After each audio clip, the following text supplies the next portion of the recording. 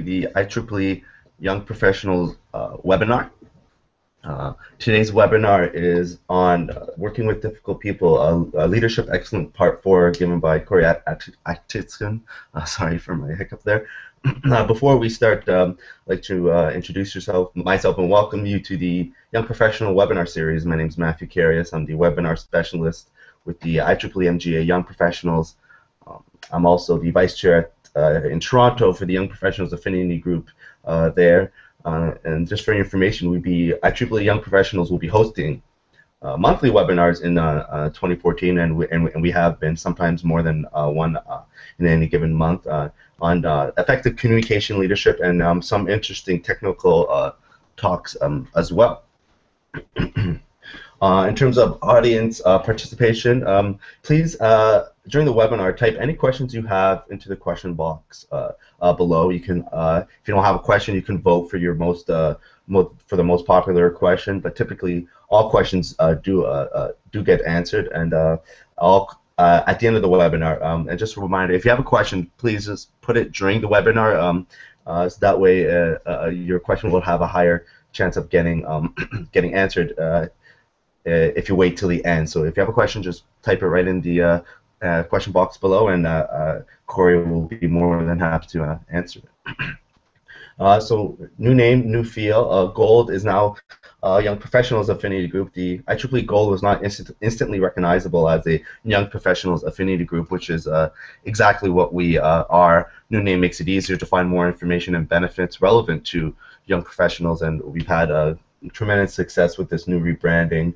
namely a networking mixer here in Toronto with 150, 200 attendees, and this other sections have followed suit, typically in Santa Clara Valley and in Central Texas mixer at the International South by Southwest Festival, which is a great success. Please join us on our blog there, where you can get all information shown there.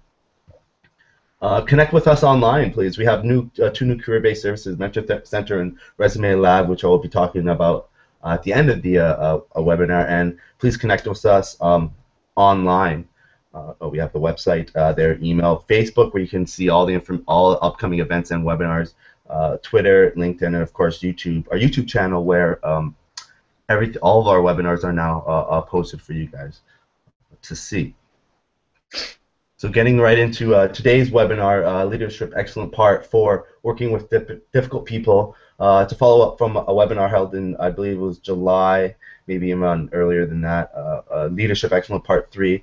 And this is a part of a series that we're having in 2014, given by Corey, which is a leadership and performance specialist. He has extensive experience in leadership, client services, and business development, and focuses on supporting others to become great at what they do. I'm looking forward to a great webinar, and please, Corey, take it away. Thank you, Matthew, and welcome everyone to Working with Difficult People, Strategies and Techniques. As Matthew said, my name is Corey Atkinson, and this is a hot topic. I'm based in Toronto, Canada, and a lot of organizations are looking for ideas, tips on how to work with difficult people, difficult customers, difficult clients, and really minimize the stress in the workplace. So the question I would like to start off with to get people thinking is, have you ever wondered why some people can be so difficult? What's going on in their mind? What's going on with them? And sometimes, no matter what you do, you just cannot get through to them. The usual methods of communication and persuasion just don't seem to work. And step one, if you're making your notes there, we have to realize that most people, to a certain extent, have learned this behavior to get them what they want, and of course to sometimes keep people off balance. Right? There's a lot of discussion out there in this day and age regarding influence and persuasion, from social media to communications of all types, and that's really a big challenge for people, because it makes the workday so much trickier, so much more challenging. So before we get started, oftentimes I tell people that when it comes to difficult people, you've got to get clear. We have to be clear on what's in it for you. When you understand how to work with difficult people, what's the payout besides the obvious? And I have to break it down to the very basics. And always, to do that, I got to do the math. Really simply, you got to do the math. And if you look at it this way, if you have difficult people, you're going to have poor time management, meaning they will take up your creative space. They will take up your stresses in the day. They will take up you being more performing better because you're thinking about, oh, I gotta avoid that person, or I gotta just keep my mouth shut because I don't want to deal with this person too long. So, and then when you go home, you're thinking about this person. And I found in the work I've done throughout Canada and the States, what people talk about the most at the end of the day is not the work and the project didn't get done, but the people that they had to work with. But if you have poor time management, then that could cause more conflict in your life, personally and professionally. You're a little bit more short with people. You're not your usual self. And then, of course, if you're not your usual, you're short with people, you have more conflict. Ultimately, you have more stress. So when you sit back and you listen to this webinar today, really make sure that you pick one or two things you can act on, because it's really, at the end of the day, not for your wealth, but for your health. So let's get started, and our objectives today are going to be very straightforward. Discover, learn, and apply some key aspects of managing difficult conversations, working with difficult people. And there are three things that I always recommend to people that always helps the conversation move quickly. And the first one is you have to understand the behaviors that difficult people bring to the table and what's at the basis of it. Second, building trust. I talked about this earlier in the year in another Leadership Excellence workshop, but I realized that if you're not building trust in that conversation with that difficult person, you're not getting anywhere. And you got to remember the Boy Scout motto, be prepared. Right? In the face of adversity, those that get through the best are those that are prepared, whether it be physically or, of course, mentally. So with that in mind, let's get started and let's look at this. And let's look at the first topic, which is understanding difficult behaviors. Now, there's a great book out there you might want to check out. It's called Dealing with People You Can't Stand by Dr. Brinkman and Dr. Kirshner. And in this book, they talk about some of the things that we have to keep in mind when we're dealing with difficult people, and how you can bring out the best in them, whether it be your colleague or even somebody upline. How do you work with them? Now, in the book, just to give you a synopsis, they talk about a couple of things. They talk about behavior as having a purpose, and there's a reason why people do certain things, right? There's a reason why we all do what we do. We get up in the morning on time so that we get to work. Some people get up late because they don't realize, they think that behavior is acceptable. So there's always a reason behind the behavior. Second thing is people do what they do based on what seems to be important for any given moment. So they might not necessarily think about this on a grander scale, but at that moment, I need to win this argument. And then lastly, everyone, there are 4 general intents that determine how people behave in any given situation within the workplace. There are 4 of them, right? And very interesting. So please, if you have a pen there, you might want to jot this down. The first one is this, and that's basically some people are just about getting the job done, and they don't consider the repercussions of lack of diplomacy or tact within the conversation. They just got to get the job done. And there are times when you need that person. Company's going under, there's a crisis, we've made a mistake in a delivery of a project, we got to stop and get the job done. And that's the intent at that time. The other intent is that you want to get the job done right. And that can sometimes cause people to butt heads because, for an entrepreneur needs to understand that you got to get it 80% before you go, while somebody who might be more focused on getting the project exactly the way it looks, perfect because of the presentation, they're going to focus on that. And if there are 2 people discussing it, there's obviously going to be some disagreement. The third intent is that there are some people that just would rather get along with people. More important to them than getting the job done and getting it done right is that we get along, and there's a sense of collaboration. And of course, you need that, right? We're human beings. We need to connect. And the last one is getting appreciation from people. And this was an interesting one because I always say that human beings, male, female, regardless of the color of your skin or your heritage or culture, all human beings really essentially want to do 2 things. They want to help people and they want to be appreciated for it. So with those intents, now you have an idea of how to understand who you're dealing with, how to work with them. And in that situation, if a person's coming across very aggressively, there's stress on the line, they're focused on getting the job done. And there's nothing wrong with that because you're now aware of that behavior, right? So what I did for you is I thought, let me break it down and let you see it in a different matrix, in a different sort of setup. And I've got here called the people-focused, task-focused matrix. And in this matrix, we talk about different sides. You got people that are very assertive in what they do in terms of getting their point, and you got people that are very cooperative. And you'll see that the 4 intents are listed there, right? Getting appreciated, getting it done, getting along, getting it done right. And when you think of them, you have different people that come up, and these are some of these people that you'll see around the peripheral are the different types of difficult people out there. Just given the nature of how long we have for the webinar, we're not going to get into these styles, but there are ones you should watch out for. You got your sniper, they take shots, grenaders, they throw problems in, and you got your think they know it alls. And these people want to get appreciated. They want to get noticed. So that's one way to do it, right? Then you've got, of course, you've got the get along, right? And these people, you know, yes, person, maybe person, nothing. They don't really know where they want to go, and they need to find a way to get along. You've got your get it done, and those are your tanks, your snipers, right? The tanks, they roll over people and say, I don't care whose feelings I hurt, I'm getting this done. I don't care if I'm not using emotional intelligence. And again, you have to watch out for them because there are times when you do need that person. And lastly, you have the get it right, right? That can be the person who whines and they're just, nothing's happy for them. The no person, I just no, won't give you a reason why because there's something in it that they really want to get clear on. Or the not the person, they don't give you any insight. They're too scared, they're too nervous to share. And when you look at these makes of people and you look at the matrix here, it helps you understand how to get along and how to work with them because of what their focus is, right? So with that in mind, that takes us to the next part, right? Now that you understand the behaviors out there, the next part of delivering and really working with difficult people really well is this. Think trust, think teammate. And I cannot stress this enough because it is such an important aspect of really being able to connect with difficult people.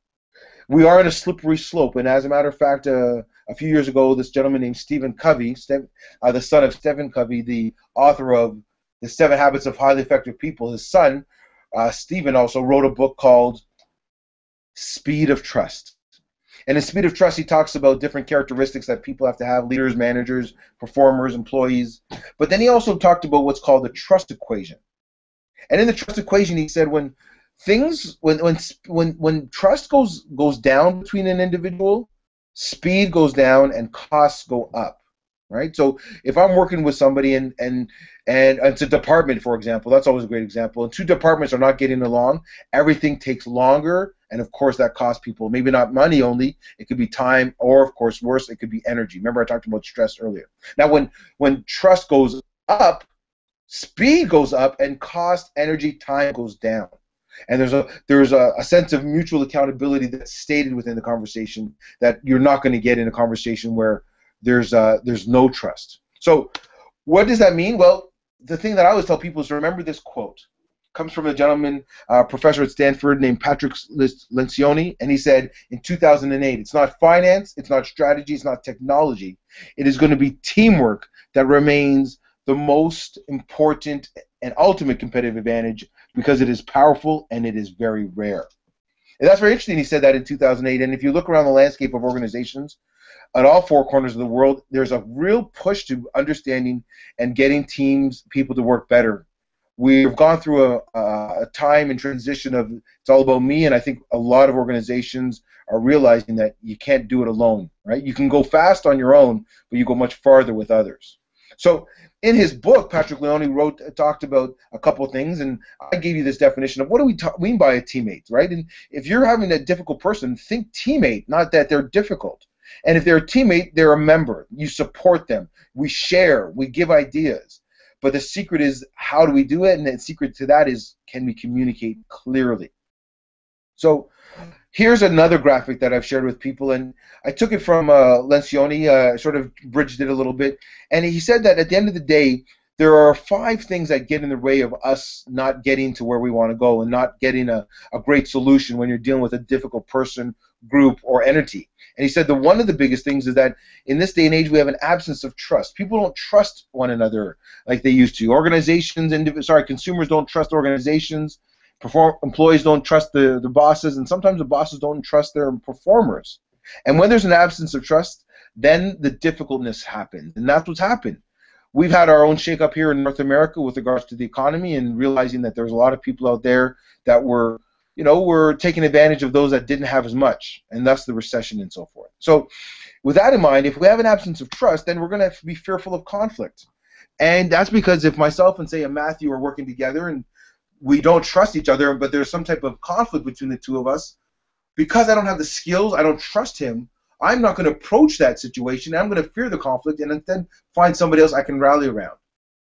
Thus, the slippery slope starts and nothing happens. Once we have the fear of conflict, now we lack commitment. We go into the meeting. Matthew and I still are at odds with one another in terms of how we thought the project should go. I'm in sales, he's in marketing. We do a presentation from the sales group, and marketing is not on board for whatever reason. They want to get the job done right. Maybe they just want to get along. Maybe they want to get appreciated. But at the end of the day, nobody's committed. And because nobody's committed, then we avoid accountability. And there's that word that we've heard for the past 10 years. The problem with accountability is that everybody talks about it, but nobody really knows how to define it. And I define accountability as a consequence for behaviors that we want to see and for behaviors that we don't want to see. But because we avoid it, we start pointing fingers. What happens, everyone? We lack the results, and we do not get what we want, and ultimately, we get more stress, more conflict, more difficult people, more poor time management. So what can we do? How can we overcome this? How can we make this work for us, given that we have this paradigm in front of us? Well, it's simple, and it's still taking these same 5 steps, but looking at them from a different angle. And they require communication. You have to articulate it. You have to talk to people. No matter what kind of technology we have in this day and age, the ability to get from your brain to your mouth some ideas so that they are imparted on the other person in the way that you intended them is still a challenge. So the first step is to trust one another. We have to find ways, and one of the things that I tell organizations to do is to do things together outside of the workplace and make sure there is a continuous effort to that. It's not the one team building rope challenge that we do every year, but there's a number of different activities going on. And I know there are a number of organizations, big and small, that are spending more time on making sure that the people in the organization are emotionally and performancely engaged. Once you build trust with one another, then you engage in unfiltered conflict, and that's a big step. I mean, if you think of your good friend, if you have a good friend that you go to talk to, that person engages in unfiltered conflict. But if Matthew and I still have that conflict, we're not going, or we don't trust one another, we're not going to be able to have that conversation about a problem because we're still going to have our filters on. But if we trust one another, then we can see that we're on the same page. Now, once you engage in unfiltered conflict, then you commit to decisions and plans of actions. What are you going to do next? Who's going to do what? That, of course, leads to holding each other accountable. Remember I said consequences for behaviors. And then that leads you to, of course, a focus on collective results. Remember what I said earlier. If you want to go fast, go on your own. But if you want to go far, go with others. So that gives you just a quick nutshell or an insight into how to really work with difficult peoples, build trust with them, be tactful, be humble, find mutual grounds, even at the basis level if we both want to have a great job or have a great day, and then go from there. Now, this is not easy,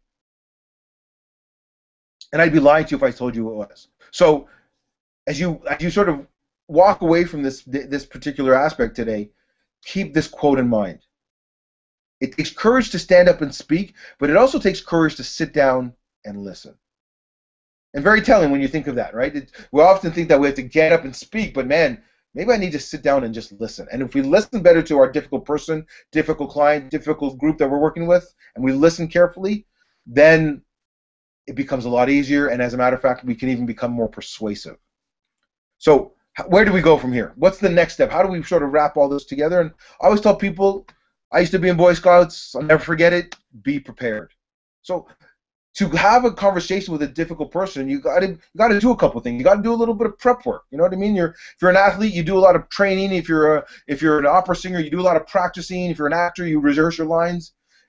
Every day for us in the business world, we're working. So we have to do some prep work. So when I say prep work, I start with the P. I mean prepare. Prepare how and where to begin the conversation. Hey, Matthew, I've noticed over the past 2 weeks that our teams aren't really getting along. I'm wondering if we could talk about this. Focus on the facts. What are the effects or the results that you're looking for? Second part of that, of course, is what is the person doing or saying that you think is causing the problem? But watch out for your beliefs and assumptions, especially your assumptions.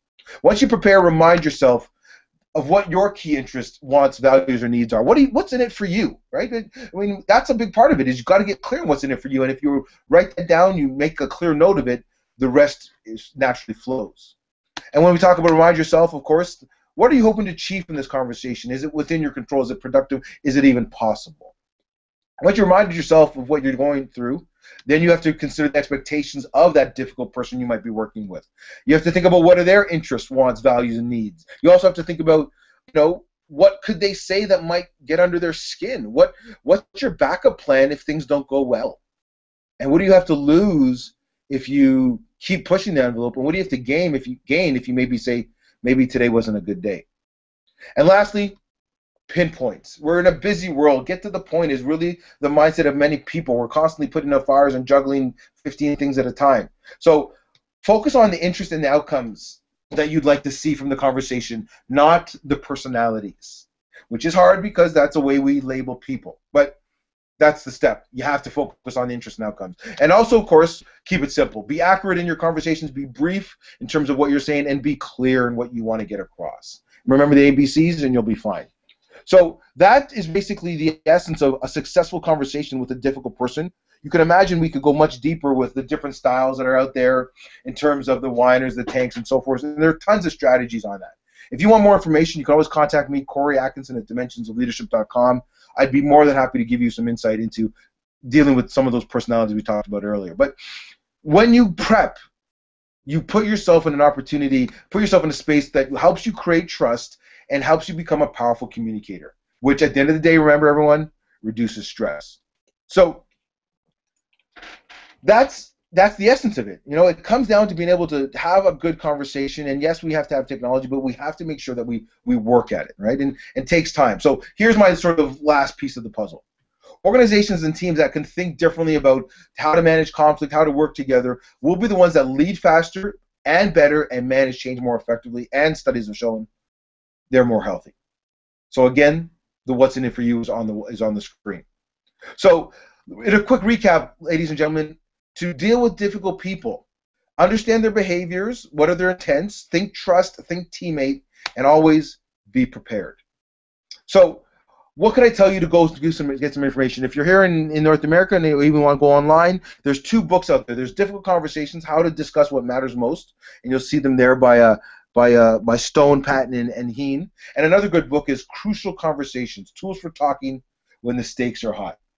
So those are 2 books I'd recommend. There are hundreds of others that also could work for you, but those are 2 that I think really get across clearly on how to work with difficult people in our particular day and age. So once again, my name is Corey Atkinson. I hope you've enjoyed this time you've had with me, and I'd like it to open it up to questions, and hopefully I can help you out and make sure that the next difficult person you have to deal with is not so difficult. Matthew, any comments or questions?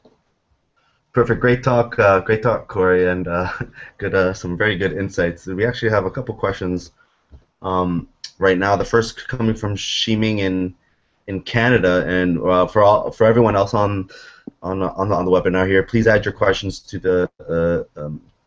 the question box below if you do have a question. But to start off, Shiming from Canada says, a woman in the office always wants to show she's better than others and arrogant. So again, one of the personalities you mentioned. She's bad-tempered and cheats others. She's been suffering for a long time, Shiming has. Could you please tell me how to deal with that? In fact, no one likes her nearby. So I guess how to deal with that kind of arrogant personality within the office. Any comments on that? That one is a tricky one. There's a number of questions I'd like to ask Seaman first before I even sort of gave some perspective, not advice or anything, but some perspective. But I think it's going to start, first of all, if to be brutally honest, maybe with yourself, in that if you want to change others, you have to change yourself. But realize that the change you might be looking for won't happen quickly. And if there's already a sense of animosity from other people, she's probably feeling it. Right? She's, like I said, certain people behave certain ways to get to where they want because that's what they've learned. So if I could make a recommendation, it would be to sit down and say, what would it look like? What do you think the relationship between you and this other person could be? Articulate it, get it clear on piece of paper, wherever you want to put it down, and then start some slow steps to get in there. And I think the first thing is you're going to build trust, do things together, and stop by. And if that person's there, if I'm your difficult person, you come by to me next week, you get all the courage you need and say, hey, I'd love to go for a coffee with you.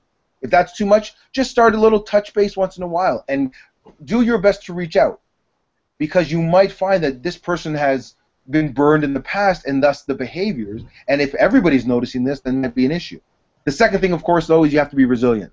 Some people, no matter what you do, they will just continue operating that way.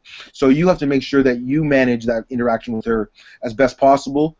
Keep it short, keep it simple, stay on facts, have an agenda, because obviously this is somebody who maybe wants to get things done, or she just wants to get appreciated. I couldn't tell you right now, but that might be two things. So first, reach out, but take your time. Second, be resilient, because they might not respond. Hopefully that helps her out, Matthew. Sounds good. Good advice. Another question from, I guess, engineer Abdul Atif from Nigeria. It's a great question, actually. What is the best approach to address conflict with subordinates in the office on work-related matters? So I guess a subordinate in the office on a work-related matter, like how would you approach that? When it comes to the subordinate, this person reporting to you, you want to keep in mind that you want to teach great conflict management skills as much as you want to be able to manage them. So the first thing is do your homework and make sure that you're clear on what the other group has said, whoever the other person that has conflict with, and what they're doing. And if you're really wanting to getting them to manage the conflict, there's two things. Either you want to manage conflict or you want to teach them how to manage conflict. Start off by asking a lot of questions. And even space it out where over the next week, maybe 5 days, you're going to address the conflict versus trying to maybe just head it off. Because if you want to teach them how to manage the conflict on their own, you've got to get them thinking and coming up with answers. If you tell them, people don't learn. If you fish for a man, you feed him for a day. You teach him how to fish, he feeds himself for life. So that's step one. Step two is making sure that we're clear about that there is a conflict, and make sure that what the issue is very clear from both your perspective and the subordinates, and then say what are some best ways in which we can respond to this. You'll have your insights, but give the onus back to them. Make them be accountable. Teach them that this is a skill set that they need that can help everybody in the bigger picture. That's just some insights. If you have more questions for me, please email me, Corey@dimensionalleadership.com. I probably could go deeper with you, but don't want to take too much of your time. That's good advice in terms of being a teacher. It's a good approach. One other question here from Sid from the United Arab Emirates. There is a senior in the organization who shouts at people and then covers up by saying that I want you to learn. How do you handle this? Well, I guess exactly what you just said. The superior is like, I want you to learn, but he's shouting in this. How would you? Yeah, Sid, Matthew, that's a tough one. That's a tough one because no matter what we say or no matter what Sid sees on this particular this PowerPoint or the presentation today, there are other things that we have to take into consideration. And if a senior, somebody you report to, operates in a certain way that's not really professional, you have to be very careful because there could be so many things that could come to light if you try to approach them with that. My first step again goes back to the first question. You have to be resilient. That's really a personality struggle that it really can't be solved with one or two quick tips. It's going to require the person who's noticing the behavior that doesn't like it to say, is this the environment I want to stay in? Or two, go to some other groups, maybe HR if possible, and discuss these particular behaviors that you think are not respectful of the workplace. And if you get a group of people talking about these things without pointing fingers, maybe that person will start to see the light. But I live in the world, I live and breathe just like you. Some people, their positions are who they are, and they will not back down. So you're in for a bit of a fight with that one, but I always tell people be resilient and understand this is their behavior, it's not personal, and hopefully keep your interactions with them short and sweet. Hopefully that helps them out, Matthew. It does. We had a similar question from Stella in Greece about micromanaging and yelling. So again, I guess her comment would be resilient. And yes, be resilient because you can't tell somebody who's your boss to stop yelling. I mean, you can, but you better have a plan B. Exactly. That's a good approach. Again, from Nigeria, how to control self-interest people? How would you control self-interested people in the workplace? In the sense that sometimes people of this nature have a different way into how they perform their work.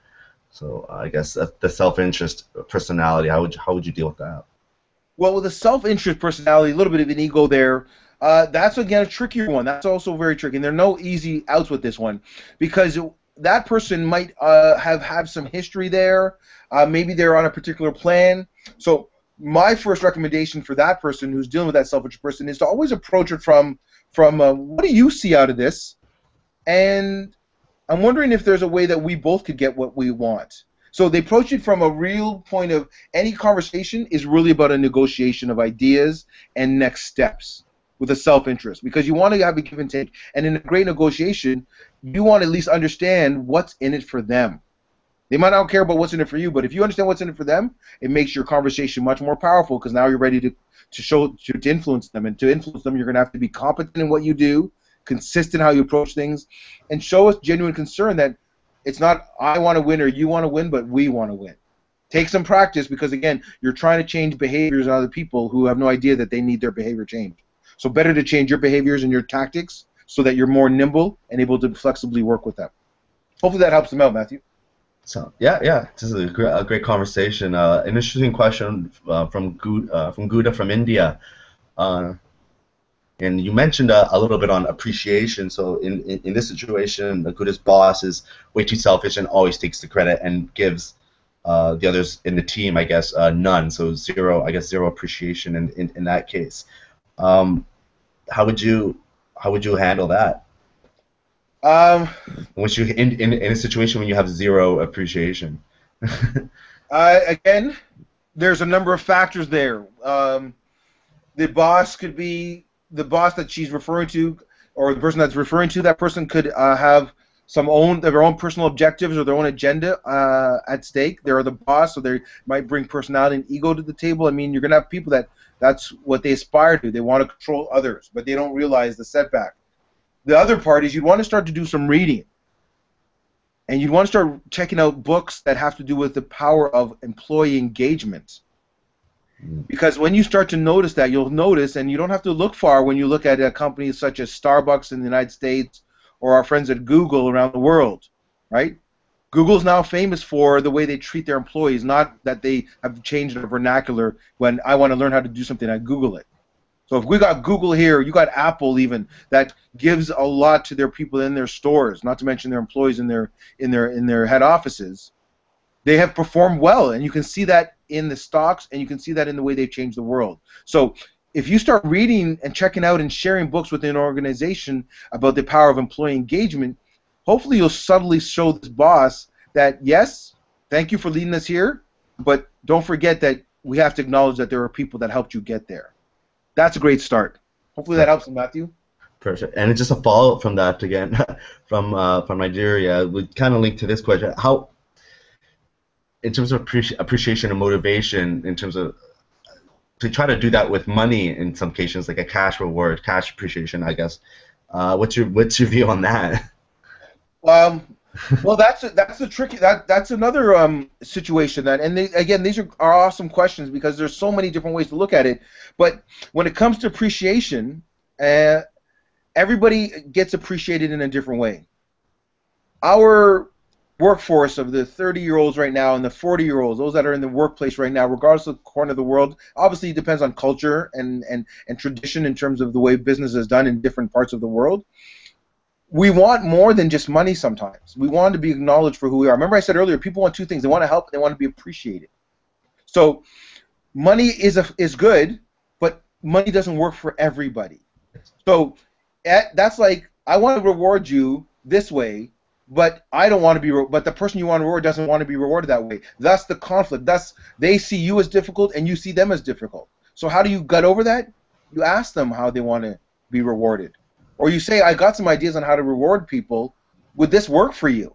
And what are you doing? You're asking questions. You're going back to the triangle that I shared with you, communication actions, and you're doing things together by saying, let's talk about how we can reward one another in the workplace. So when it comes to money, it is obviously great. Who doesn't want it?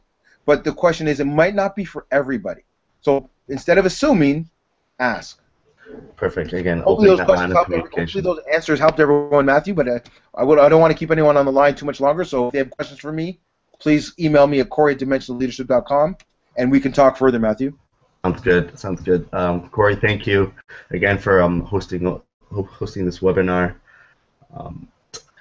Thank you again. So again, Thank you for all of you for participating. There will be a feedback survey sent in the next couple of hours. Please join us for our next webinar on October 30th, 2014, 10 a.m. Eastern Time. Michael is going to talk to us about application security for software engineers and more of a what we need to do now in terms of